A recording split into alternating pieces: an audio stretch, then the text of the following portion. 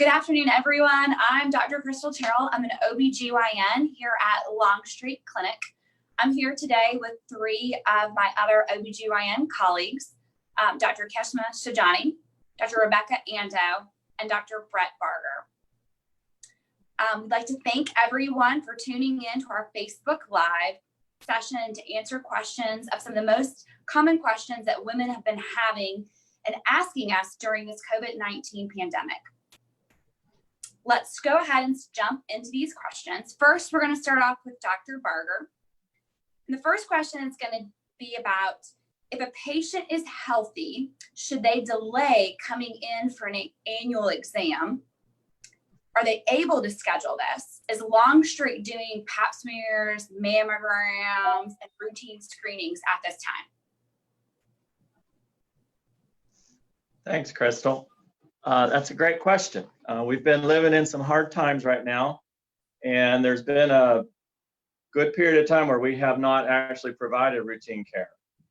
The good news is that Longstreet Clinic is open for business.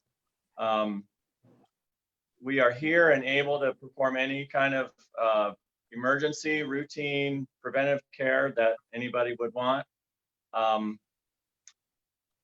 I think it's probably a personal decision at this point in time, though. Now, this whole COVID-19 pandemic that we've been living under is still here. The virus is still present. And if someone is uncomfortable coming into the visit, that is certainly something that we can accommodate and see you later.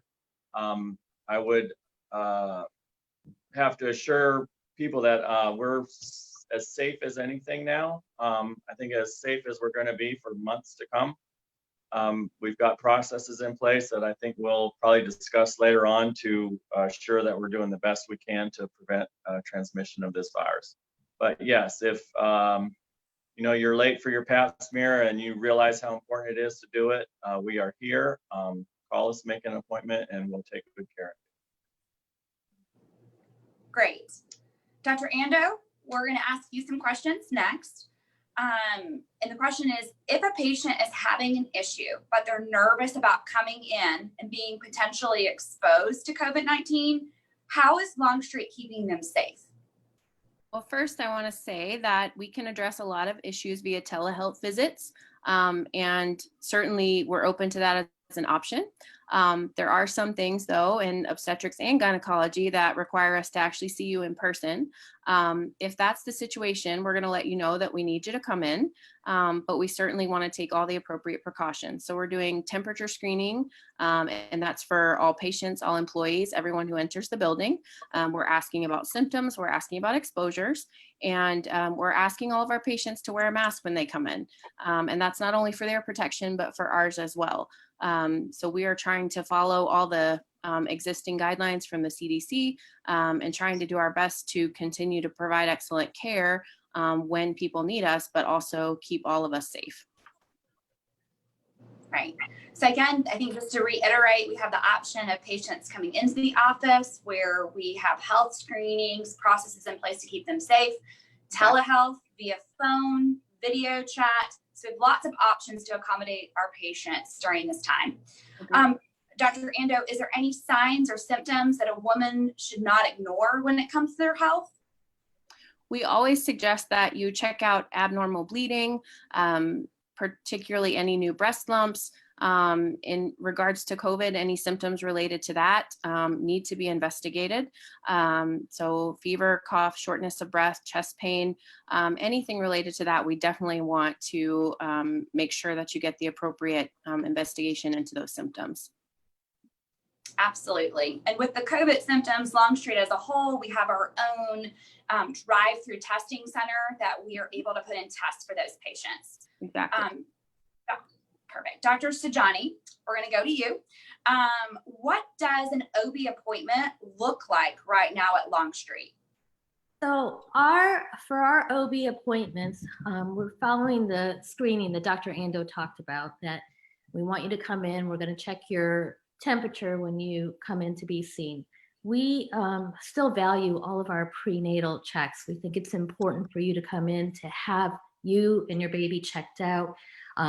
We've had people that were nervous to come in when their babies were not moving and decreased fetal movement. We definitely need to see you. If you're having abnormal bleeding and you're pregnant, we need to see you. You're diabetic, high risk, we need to see you. So I really believe that prenatal care is important and that should not be sacrificed. When it comes to being able to bring a support person with you, are patients able to do that right now or not? So right now in the office, you are not allowed to bring a support person in. And I know that this is difficult because you want your support person to see the ultrasound but currently we're not allowing a support person. In the hospital, the rules are similar. Now in the hospital, you are allowed to bring a support person in, and that support person will be screened just like everybody else. And they can be there for you for your labor and delivery. Now, if you test positive for COVID or your partner tests, your support person tests positive, you will not be allowed to come in. And I think one thing, I think lots of us have done here in the office is during these hard times and not having a support person, we've allowed our patients to use their phone or do a Zoom call or Facebook, call and have them there so they can see ultrasounds, or if their, support person has questions that, they can have that and the doctor can address them during their visit. So we are having that as an option. And also we're giving CDs for the ultrasound so that this will be placed on a flash drive and that will be there for them to take home with them. Perfect. Dr. Barger, we're going to go to you next. What procedures and surgeries are Longstreet OBGYNs able to do right now? This is sort of jumping off my last question. Certainly, when all this started, our initial response was, along with the rest of the world, was to flatten the curve. And that involved curtailing all our routine type visits in the office. The hospital eliminated all but the most emergent type surgeries. And there was certainly a good reason for that. The good news is that this is being relaxed now. Starting next week, the hospital is going to allow more elective surgeries to be performed. Currently, the beginning of June, it's back to normal. So anything we were doing before the crisis started, we're going to be back able to do.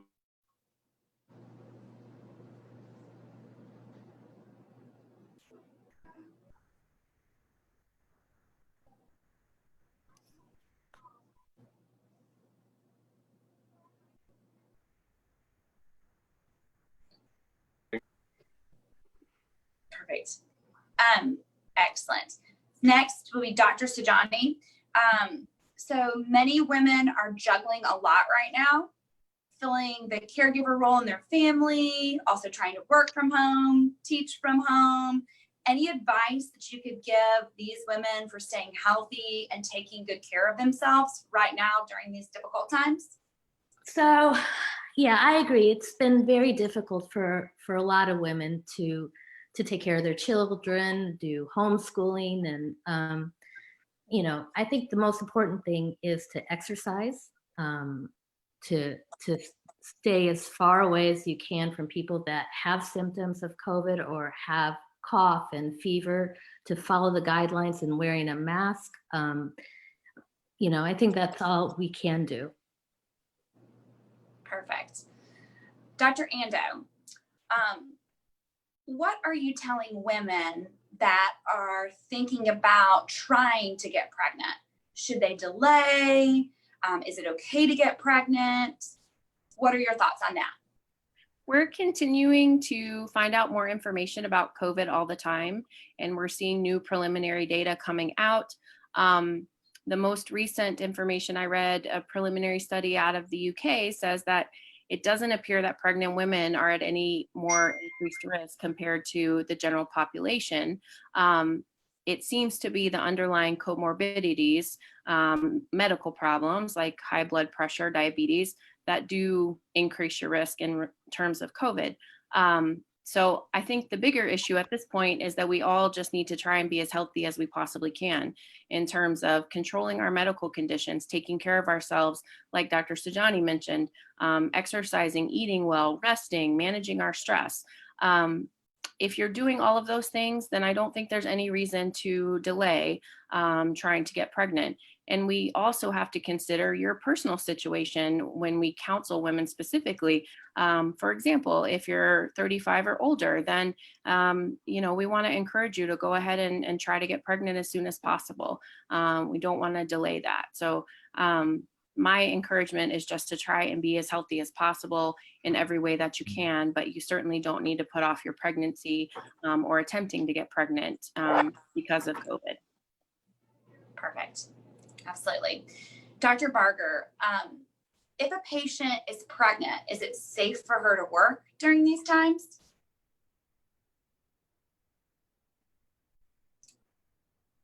I'm not sure. Is he not working? He might be frozen. He might be frozen. I can answer that.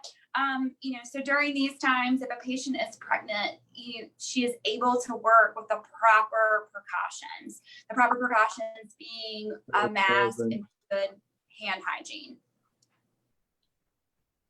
Hey, Brett, you back on? Be back. Hey, yeah, I think so. So is the question is if it's safe to work during pregnancy? Yes. Yeah. That is the question. So another great question. The short answer is yes. The maternal instinct certainly is to protect the baby, and during these times, it's reasonable to be fearful of work. There's no specific requirement for a pregnant lady to discontinue this part of their life. Going back to what Dr. Ando said, there's a growing body of literature that a pregnant woman probably responds the same as anyone else in the world. Initially, our thought was that this COVID-19 would be similar to other corona-type viruses and the flu virus, which we know in pregnancy, women tend to get a lot sicker if they end up with one of these respiratory viruses. What we seem to be seeing is that pregnancy isn't no better, but it's no worse.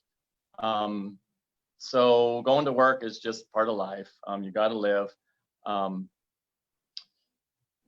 Really going back to just common sense safety issues that people have been discussing just in general is going to apply in pregnancy. The special situation, I think, is when you get close to the end. There's certain, and I don't know if, I think we're going to discuss it later in the conversation here. But if a woman is positive at the time of delivery, that brings about a whole nother list of problems that you have to deal with, not wanting to transmit your virus to the baby. From that standpoint, it's probably reasonable, depending on the job that you have, to start your maternity leave 2 or 3 weeks before you're going to deliver. Of course, that's going to be between you and your boss, but I think any of the obstetricians here at Longstreet Clinic would absolutely support a woman in that desire. Yes. Dr. Ando, to kind of stay with this, with where Dr. Barger was, does COVID affect pregnancy? Well, again, the literature, the scientific data is continuing to evolve, but it doesn't seem to be any worse in pregnant women, although there are some isolated cases that we've read about that where it does seem to present in an unusual way. So I think it's a hard question to answer because I think we're continuing to learn and we're continuing to look at other countries around the world. We're continuing to look at New York and see the information that's coming out of those areas to help us best understand how to take care of our patients, what to look for, what unusual symptoms or signs we might see that need to make us suspicious that COVID is a problem for this patient. Right. And I think one good thing that they have learned is they haven't been able to identify vertical transmission. And what that means is they haven't been able to identify COVID-19 from the amniotic fluid getting to the newborn baby. And I think that's very important. So, if you are positive for it and the risk of your baby getting it during delivery, they have not identified that. So you just have to be careful after delivery. Right. And I think it's good for everybody to know that we have policies and procedures in place for patients who are COVID negative and COVID positive to protect all of those patients. Absolutely. Dr. Sujani, to kind of keep with you, what kind of protocols should an OB patient be aware of in preparing for her delivery at Northeast Georgia? So what we're doing, all pregnant patients will be tested for the virus. Now, if you're being induced, you will get a test 3 days prior to your induction date. If you're going to have a C-section, a scheduled C-section, you will also get a test 3 days prior to your date of delivery. If you come into the hospital and you're in labor, we do a rapid test. And that rapid test tells us in 45 minutes if you're positive or negative. However, that test is not as specific as a test that takes 3 days. So we send both tests for that patient. If you come out and you are positive, what will happen is everybody will wear full protective gear for your delivery. And we will treat you like you are positive. As far as when your baby comes out, we would recommend 6 feet of separation. We are also coming up with a menu, a COVID menu, where you can choose which way you want to go.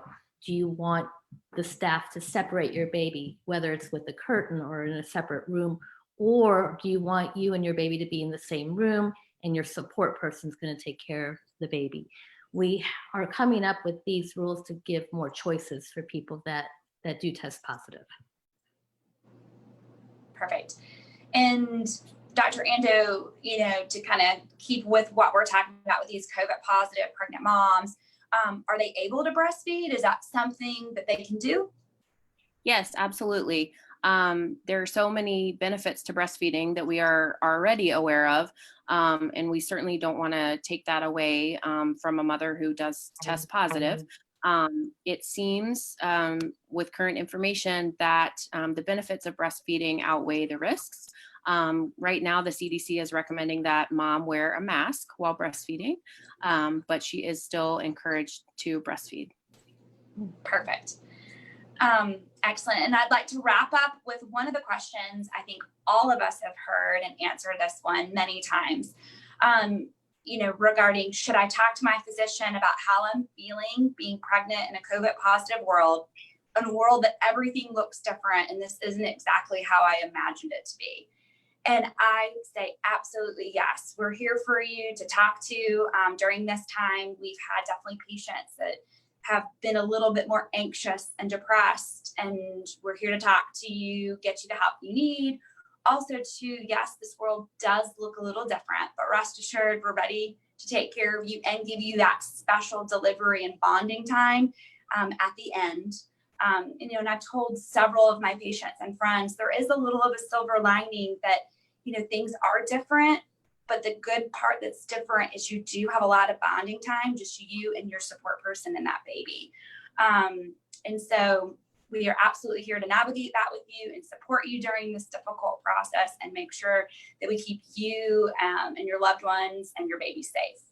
And so I'd like to say, yeah. Sorry. One thing I was going to say too is just that it gives us an opportunity to dispel any myths or rumors that maybe are out there that actually aren't true.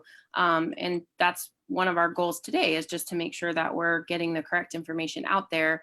But I've been able to do that with several of my patients, is just say, actually, that's not true. Here's what we're doing, or, just so that people are getting the right information and they have expectations that are correct. Absolutely. So I'd like to say thank you so much to all my colleagues and everybody watching us on Facebook Live. So thank you, Dr. Sajani, Dr. Ando, and Dr. Barker for helping answer these questions today. Everyone out there, please feel free to share this post if you found this information useful.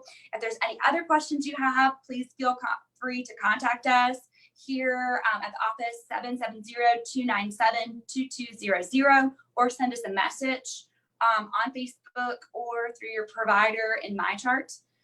Last thing I'd like to leave is that we're doing another one of these Facebook Lives tomorrow. Another one of my colleagues, Dr. Connie Osorio, is going to be talking about some of our very vulnerable populations. She'll be joined with Dr. LaCicero, who's an oncologist, diabetic education. So I'd like to have everybody, if you can, tune in tomorrow at 12:30. And thank you again for tuning in. And again, we're all in this together. I hope everybody has a blessed day. Thank you. Bye-bye. Bye.